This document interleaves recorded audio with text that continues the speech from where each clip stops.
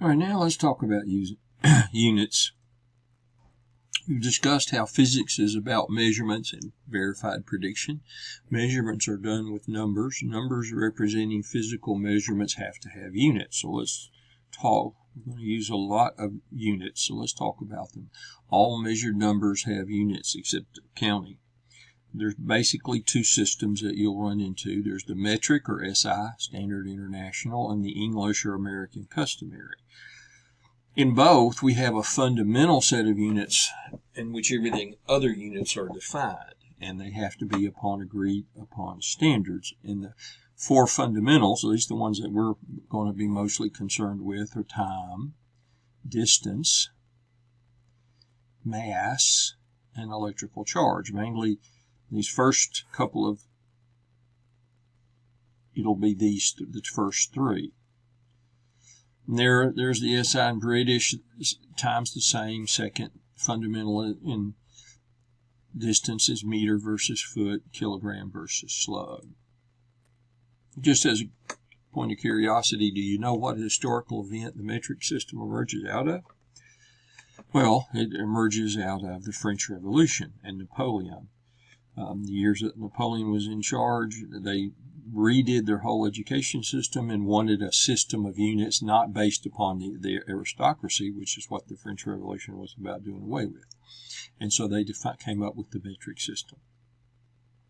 The metric system, and the English to a lesser extent, uses prefixes, which are basically powers of 10, and it lends itself to the scientific notation we looked at earlier. There's a list of your prefixes.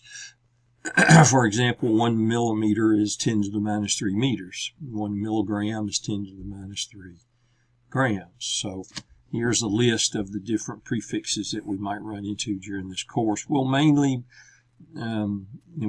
later when we talk about atoms, we might get to pico, but mostly we'll do millimeter, centimeter, maybe kilometer.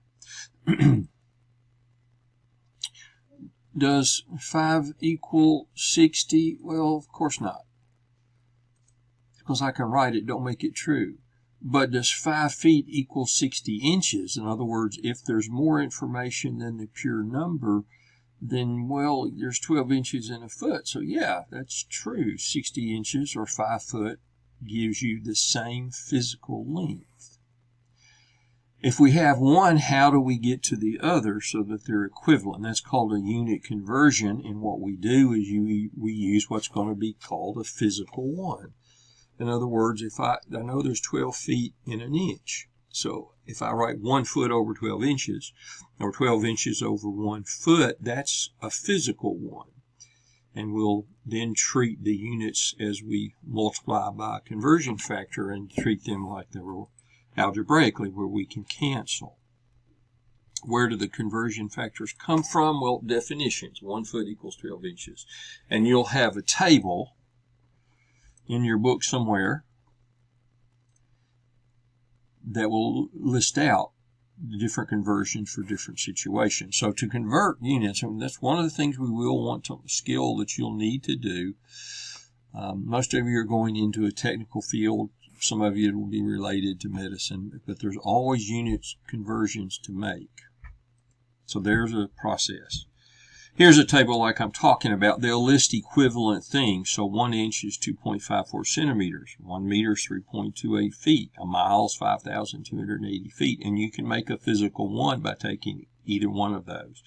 You decide who's going to be on top by what you want, and the one on bottom is going to cancel. So if I want to calculate 15 inches and convert it to centimeters, then it's a simple process of multiplying by our physical one with the 1 inch on bottom and the centimeters on top. That way the inches will cancel.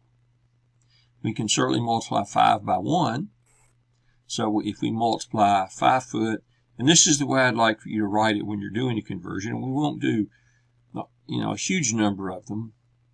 But this is a process that will work even when the units get more complicated. So I'll write it out like this. 5 times my 1. My feet will cancel and leave me with inches. And then I multiply the numbers. So here's a couple of examples. Mariana Trench is one of the deepest spots in the ocean at 35,807 feet. Express this unit, this length in miles.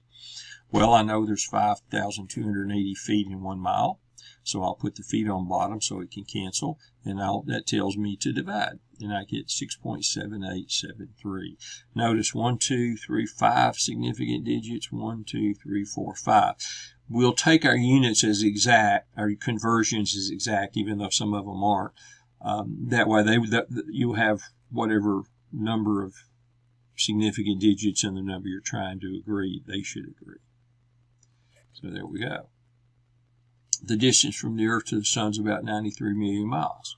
Express the unit in terms of meters. So if I look it up either in the book or you can Google it, you'll find that there's, again, 5,200 feet in 1 mile. Put the miles on bottom this time so they'll cancel, and I'll multiply.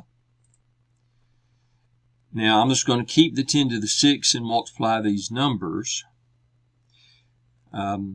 Here I've really got 2 digits. Looks like I kept 3, but let's convert this to scientific notation first. So 1, 2, 3, 4, 5. So 4.91, 10 to the 5th times 10 to the 6th.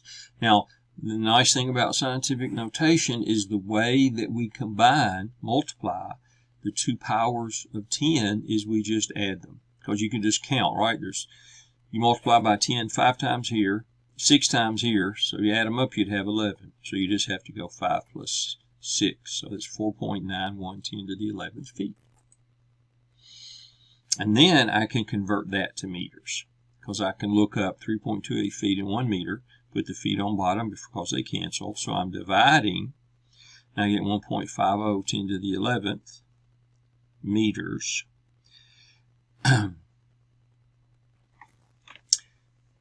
Which is a valid answer.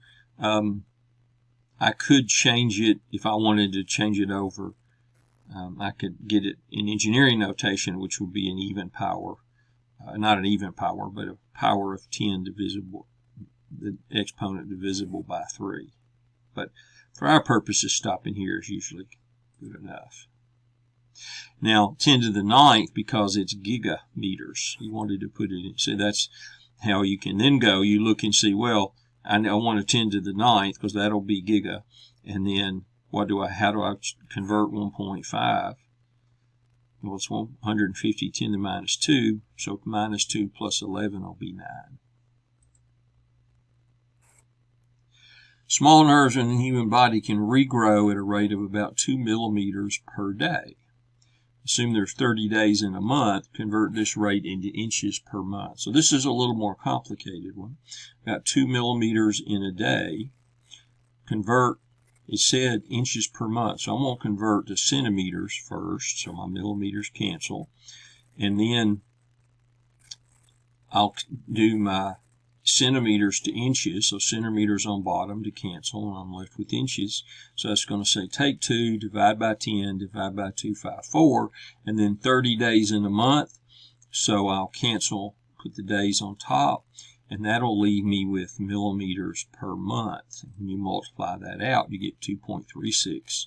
I'm sorry, I said millimeters, it's inches, isn't it? Inches per month, because the millimeters cancel, the centimeters cancel, and I get that many. A typical amount of blood drawn during a blood donation is 450 milliliters. Express the volume 450 milliliters in units of cubic inches. Well, here's a conversion, and we have a milliliter is a cubic centimeter.